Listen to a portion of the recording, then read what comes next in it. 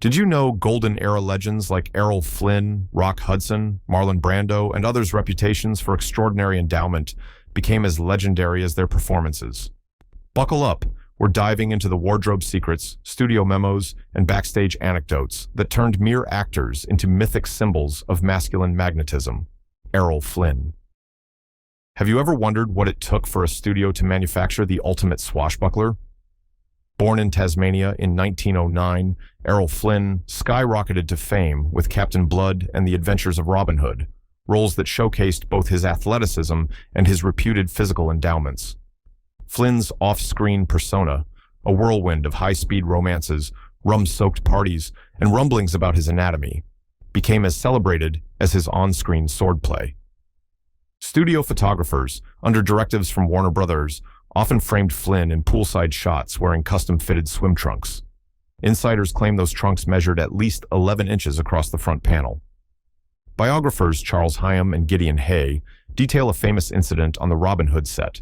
Flynn, eager to impress co-star Olivia de Havilland, reportedly arrived for a shoot with a handwritten note offering to demonstrate more than my archery skills. While the exact text of that note remains unpublished, de Havilland later recalled in an interview with Photoplay that Flynn's charm was undeniable, even if his letters were more risque than the code allowed.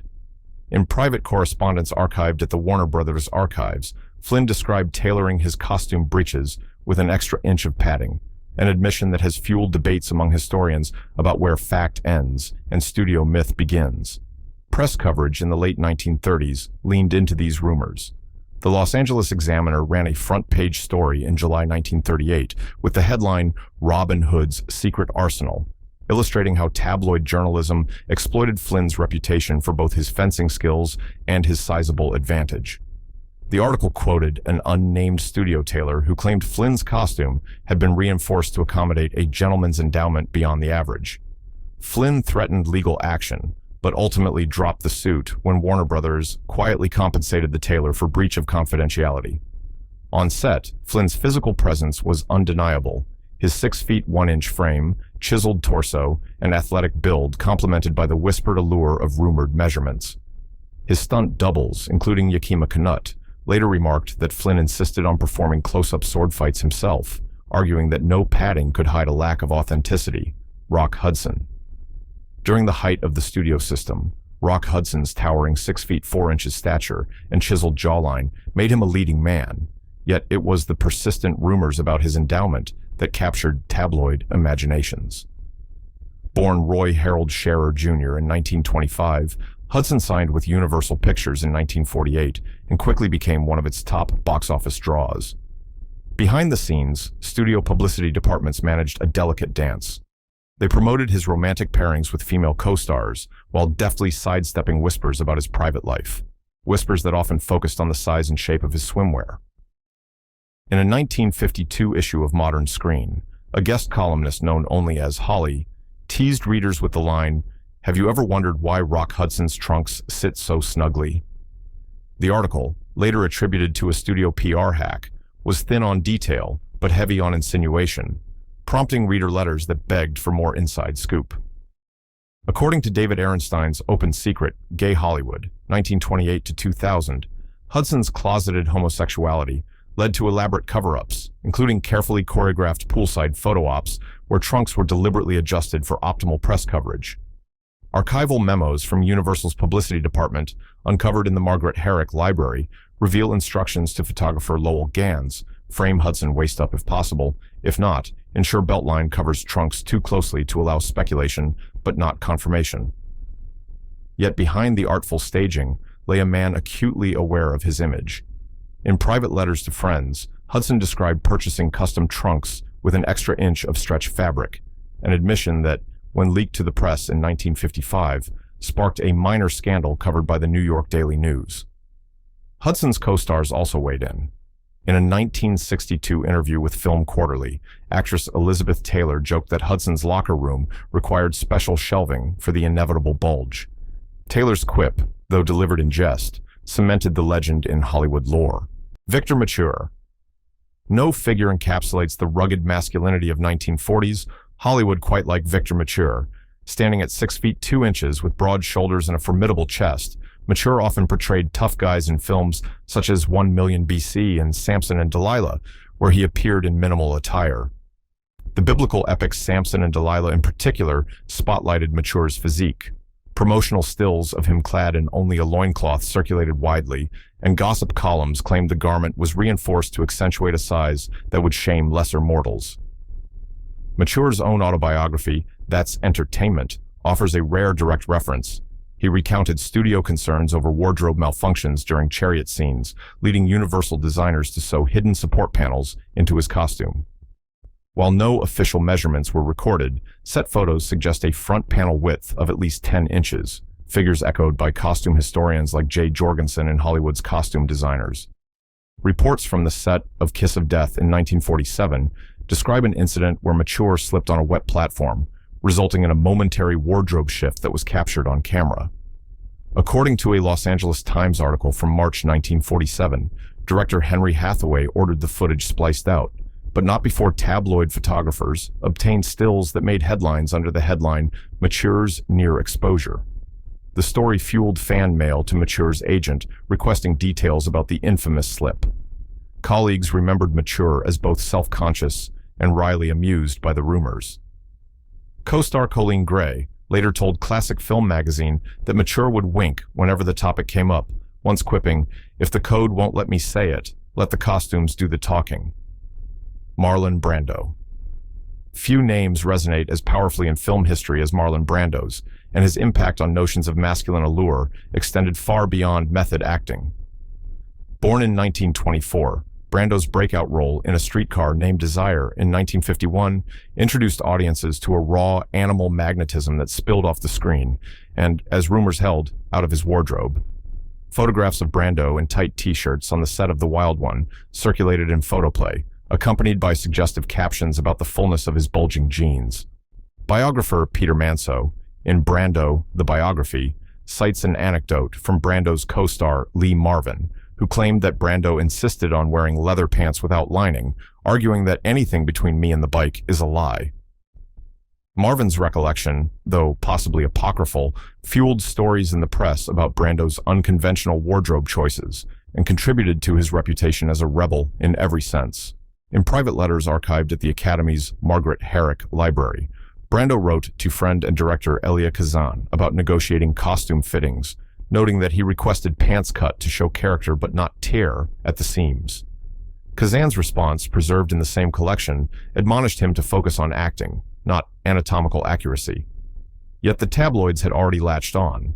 A 1954 New York Post piece dubbed him Hollywood's human firecracker, remarking that Brando's presence in any costume defies censorship.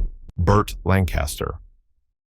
Tall, athletic, and possessing a powerhouse voice, Burt Lancaster emerged in the 1940s as a symbol of virile strength, both on and off screen. Born in 1913, Lancaster's acrobatic background, he performed as part of a traveling circus troupe, translated into a muscular physique that he displayed in films like The Flame and The Arrow and Trapeze. The latter's publicity photos, showing Lancaster's bare torso and minimal loincloth, sparked press commentary about the barrel-chested wonder and the bold curvature of his waistline. In Burt Lancaster, An American Life, biographer Kate Buford recounts a studio memo warning photographers to avoid full-body shots in The Crimson Pirate due to excessive prominence. This directive, rather than quelling rumors, only intensified them. Fans wrote to Modern Screen demanding more revealing images, and Lancaster's agent quietly arranged for clandestine poolside photo sessions that later sold for top dollar to tabloids. Costume designer Edith Head later recalled in her memoirs that Lancaster's stunt double once complained of trying to stuff padding into pants that were already bursting at the seams. Head's notes indicate that Lancaster insisted on custom-fitted jodhpurs with an extra inch of stretch fabric, an accommodation that underscored both his comfort with his physique and the studio's willingness to exploit it for publicity. Colleagues described Lancaster as both proud and pragmatic. Actor Kirk Douglas, a frequent collaborator, told Film Comment that Lancaster never bragged about anything, except maybe his bench press records, adding that Burt once deadlifted 300 pounds during downtime on a Western set. Such feats only fueled the legend, intertwining tales of athletic prowess with whispered accounts of anatomical largesse. Tyrone Power. Few stars combined dashing good looks with a reputation for sensual magnetism quite like Tyrone Power. Born in 1914, Power became a household name with swashbuckling roles in The Mark of Zorro and The Black Swan. His athletic build and boyish charm were frequently on display in publicity stills. One iconic image of Power in a half-unbuttoned pirate shirt circulated in photoplay, accompanied by a caption hinting at more to marvel at beneath those billowing sleeves. Biographer Holly Powell's Tyrone Power, screen idol, highlights an on-set incident during Captain from Castile when Power slipped during a horse-riding scene, momentarily exposing a custom-stitched codpiece designed to accentuate his physique. A Los Angeles Times photographer caught the fleeting glimpse, and the resulting still became one of the most requested prints in the studio's archive. Power's own letters to friends, housed at the UCLA Film and Television Archive, reveal a star amused by the attention. In one 1946 letter, he quipped, "If my shirt opens any further, they'll be billing me as Tyrone Tantalizing Power." Studio executives, recognizing the marketing potential, authorized a limited release of shirt-open shots for fan club newsletters, ensuring that the actor's name and his rumored endowment remained top of mind. Costume designers, too, played their part. According to Edith Head's design logs, Power's trousers were cut to a higher rise and fitted with an extra panel of silk lining, a detail that reportedly boosted comfort and created a subtle bulge. Head noted in her diary that Power was the only leading man who laughed when I asked if he wanted padding, underscoring his willingness to collaborate in crafting his image. Frank Sinatra. Few entertainers have wielded charisma as effortlessly as Frank Sinatra, whose lean frame and soulful voice captivated audiences from the 1940s onward. Born in 1915, Sinatra's early career as a crooner at the Paramount Theater and later as a film actor in Anchors Aweigh revealed a lithe physique that fans adored. But it was the photographs of Sinatra in fitted trousers and snug swimwear, particularly those taken during his Palm Springs retreats, that sparked rumors of a more substantial endowment. In Sinatra, the Chairman, James Chaplin recounts a 1951 incident where Sinatra, annoyed by persistent press questions about his private life, staged a mock wardrobe malfunction at a Hollywood pool party. According to eyewitness accounts published in the Los Angeles Mirror, Sinatra deliberately wore trunks 2 sizes too small, causing photographers to swarm, and later, Sinatra quipped, "If you want a story, you've got one."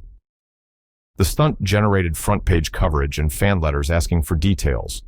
Press coverage in the 1950s frequently alluded to Sinatra's physique with euphemistic flair. A 1954 Modern Screen profile referred to his sleek silhouette and athletic contour, while a 1956 issue of Photoplay teased readers with the line, "Old Blue Eyes isn't just singing his heart out." Sinatra's manager, Mickey Cohen, later confirmed in his memoir that the press department intentionally seeded these innuendos to distract from the singer's rumored mob connections. Co-stars also played into the legend. Katherine Grayson, who starred opposite Sinatra in Anchors Aweigh, later told Classic Film magazine that Sinatra would jokingly adjust his waistband before scenes, adding, "He knew exactly what he was doing." Clark Gable. With a gravelly voice and a rakish grin, Clark Gable earned the moniker the King of Hollywood, but it was more than regal bearing that captivated audiences. Born in 1901, Gable's breakout role in It Happened One Night and his iconic turn as Rhett Butler in Gone with the Wind cemented his status as a leading man. Yet, behind closed doors, rumors about his endowment swirled, fueled by studio publicity stills showing Gable in snug trousers and by on-set anecdotes that reached the gossip columns. Biographer Warren G. Harris, in Clark Gable, A Biography, recounts a 1938 lawsuit in which a costume assistant sued MGM for the right to publish a photograph allegedly showing Gable's lower anatomy in full view. The case was quietly settled out of court, but the mere threat of a trial sent ripples through Tinseltown. Court documents obtained by the New York Daily News in 1940 describe the photo as exceedingly explicit, though the actual image remains under lock and key in studio archives. Press strategies of the era often walked a fine line between suggestion and propriety. A 1937 photoplay feature on Gable included a grainy silhouette of him in cowboy attire, captioned, "Gable's rugged build is more than just cinematic bravado." The vagueness of the language allowed readers to imagine more, and fan mail requesting similar silhouettes flooded the studio. According to internal memos from MGM's publicity department, these requests prompted additional mood shots to be taken, shots designed to be suggestive without violating the code. Gable's co-stars, including Jean Harlow and Carole Lombard, reportedly teased him about his legendary reputation. Lombard, in a 1936 letter to a friend, joked that Gable walks like a man who knows his trousers are doing the talking. Sean Connery. Arguably the definitive James Bond, Sean Connery brought a suave confidence and physical presence to the role that transcended the screen and, according to legend, extended well beyond his tuxedo. Born in Scotland in 1930, Connery first donned the Bond mantle in Dr. No, instantly becoming a sex symbol. Behind the scenes, stories circulated about how Connery's costume fittings included careful adjustments to the codpiece in his tailored trousers, ensuring that Bond's allure remained undeniable. Biographer Andrew Lycett, in Sean Connery, a biography, references a memo from the Bond wardrobe department instructing tailors to reinforce the front panel for scenes involving swimwear or tights. Connery's physique, standing at 6 feet 2 inches with broad shoulders and a muscular core, lent itself to the role, but the padding and tailoring only added to the mystique. Press accounts from the early 1960s, such as a 1963 Daily Mail feature, teased readers with the headline "Bond's Secret Weapon," accompanied by shadowy images of Connery in beach scenes. On the set of Goldfinger, a reported wardrobe mishap during a golf match scene led to a fleeting glimpse that photographers eagerly captured. According to a Los Angeles Times article from June 1964, Connery calmly resumed the scene, joking, "That's why I always carry extra trousers." The quip diffused the tension, but amplified the rumor mill. Fan magazines soon published comparisons of Connery's waistline to his hip measurement, speculating on the ratio that defined Bond's signature silhouette. Co-star Honor Blackman later told Empire magazine that Connery was unflappable about the gossip. She recounted how he would adjust his waistband between takes and wink at the camera, as though acknowledging the unspoken fascination. Forrest Tucker. Best remembered for his gruff charm in westerns and television's F Troop, Forrest Tucker cut a formidable figure both on horseback and off. Born in 1919, Tucker's 6 feet 4 inches frame and barrel chest made him a natural for tough guy roles, but whispers about his physical endowment added an extra layer to his screen persona. On the set of Stagecoach to Fury, Tucker appeared in only a loincloth for a desert sequence, an image that, when published in modern screen, prompted fan letters asking for further dimensions. According to biographer Scott Allen Nolan's Sirens, Seducers and Saints, Tucker's costume department reinforced his loincloth with an inner panel of silk, a detail intended to prevent accidental exposure, but which also accentuated his bulge.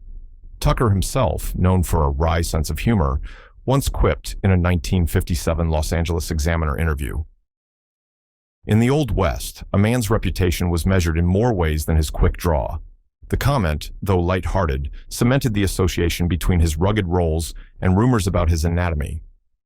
Archival studio memos reveal that Republic Pictures received directives to limit full-body shots of Tucker in minimal attire, fearing potential backlash from the Catholic Legion of Decency. Gary Cooper.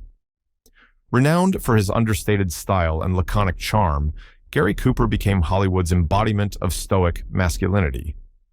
Born in 1901, Cooper's roles in High Noon and Sergeant York showcased a lean, athletic build that contrasted with the bulkier physiques of some contemporaries. Nevertheless, rumors about his endowment persisted, often emerging in backstage anecdotes rather than press releases. Biographer Jeffrey Myers, in Gary Cooper, American Hero, recounts an incident during the filming of Beau Geste when Cooper's trousers, cut by renowned designer Howard Greer, split at the inseam during a stunt sequence. Although the footage was never released, on-set photographers captured stills that later appeared in European tabloids under the headline, "Cooper's Close Call." Greer's costume notes, preserved at the Academy's archive, indicate that subsequent fittings included an extra half-inch of lining to prevent recurrence. Press coverage in the U.S. was more circumspect. A 1940 photoplay feature referred obliquely to Cooper's well-proportioned silhouette, leaving readers to fill in the blanks. Nevertheless, fan mail to Cooper's agent often included coded inquiries, requests for measurements and details on his athletic regimen. Cooper himself remained tight-lipped, once telling a reporter from the New York Times, "I prefer my work to speak for itself."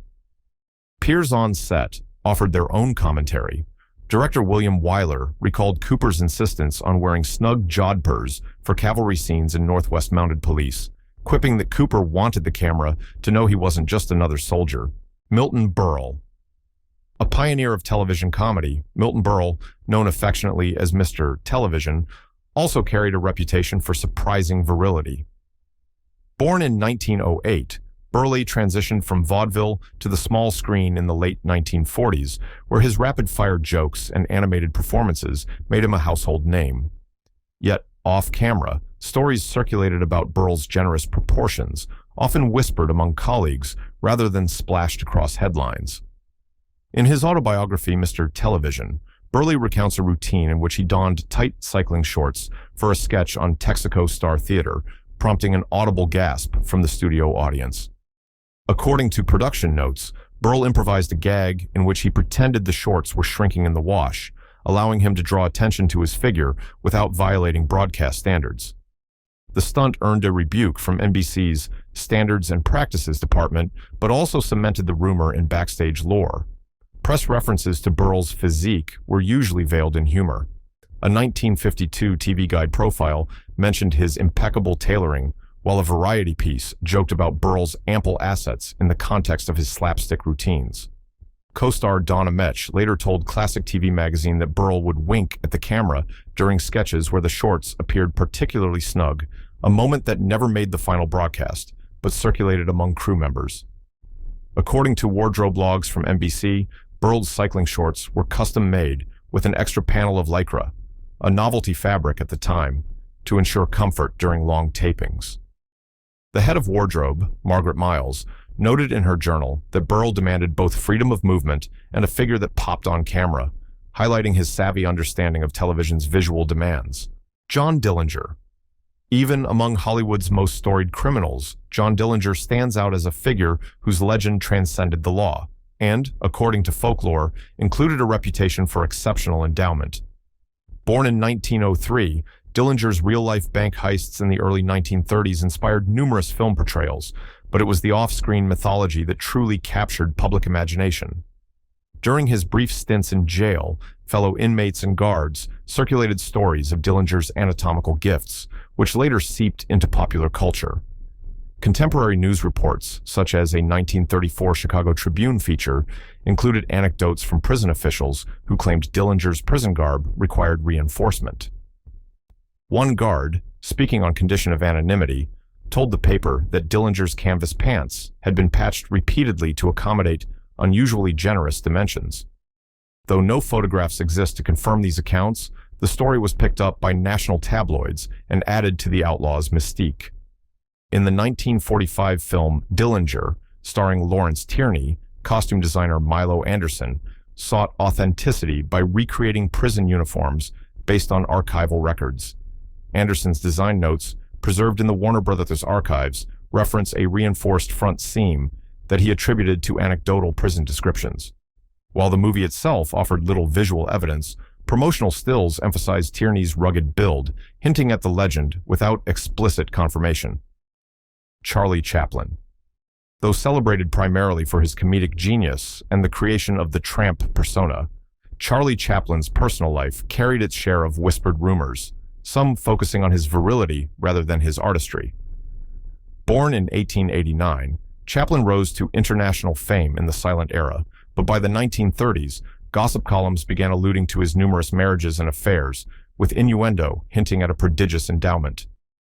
According to David Robinson's Chaplin, His Life in Art, studio insiders at United Artists received directives to avoid close-up shots in swimwear, fearing that Chaplin's comedic physique might distract from the intended gag.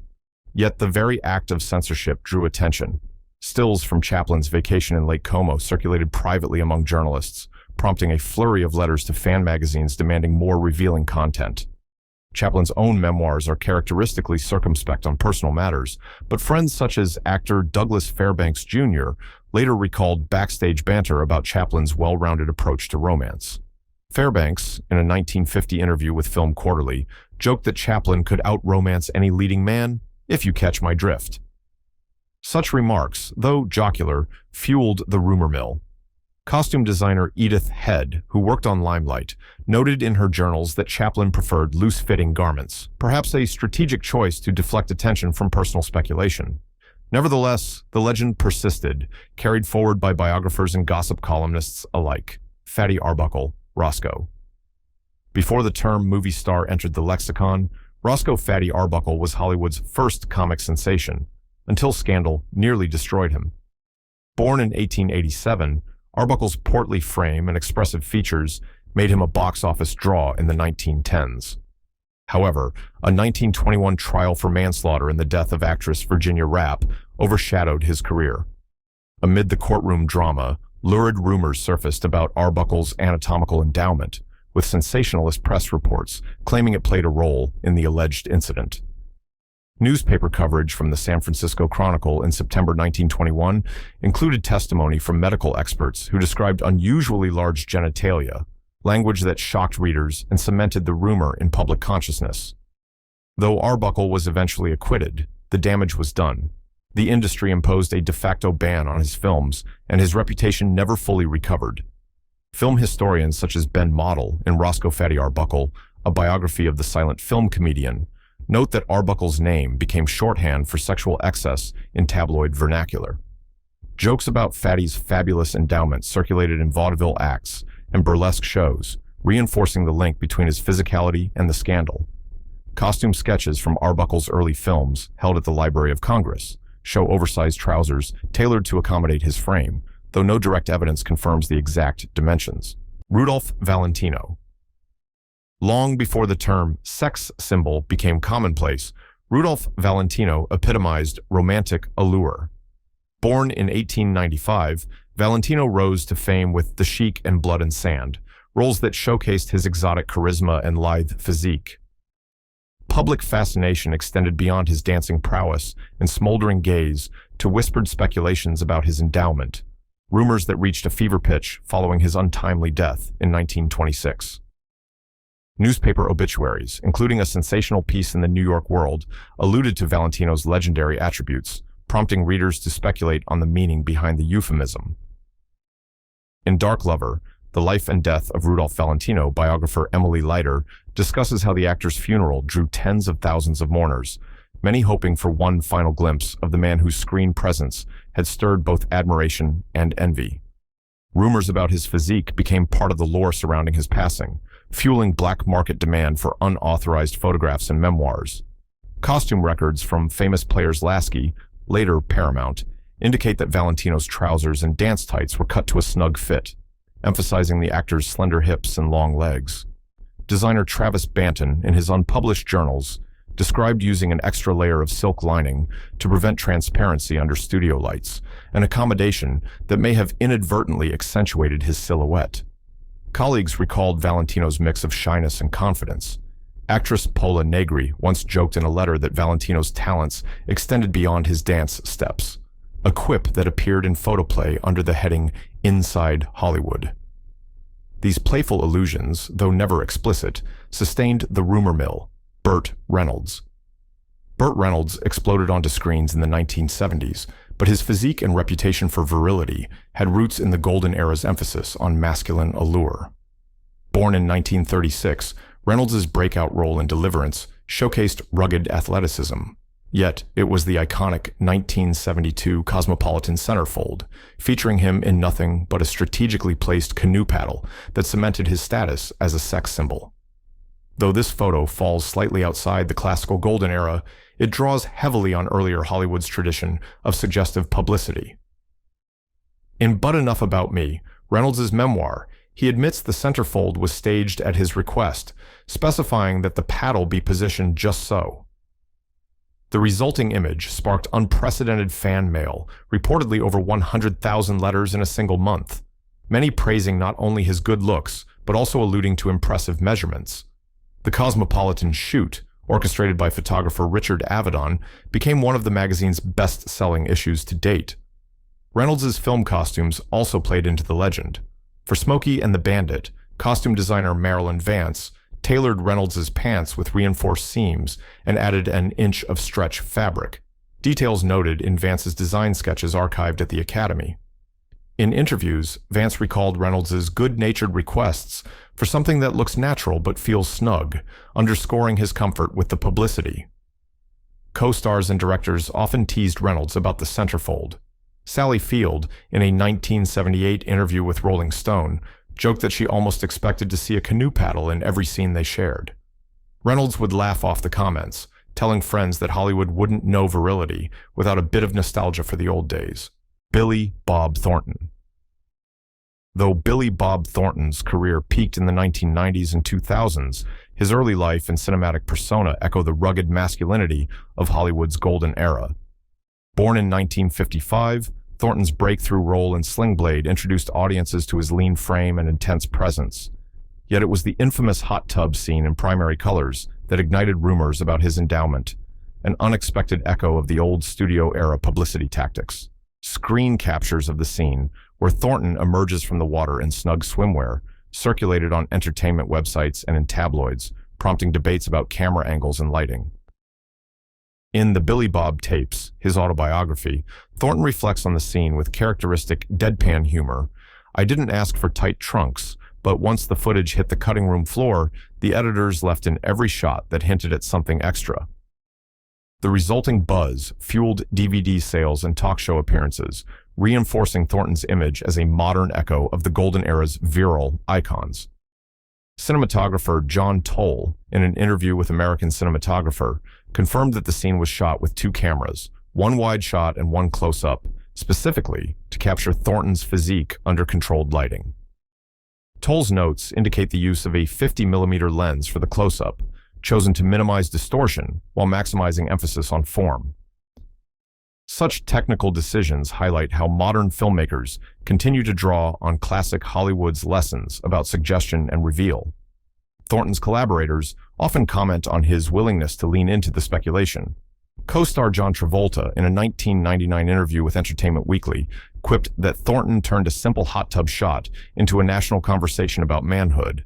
The joke underscores how Thornton's scene, and the surrounding gossip, echoes the tactics of earlier studios, where carefully staged stills and wardrobe choices fueled public fascination.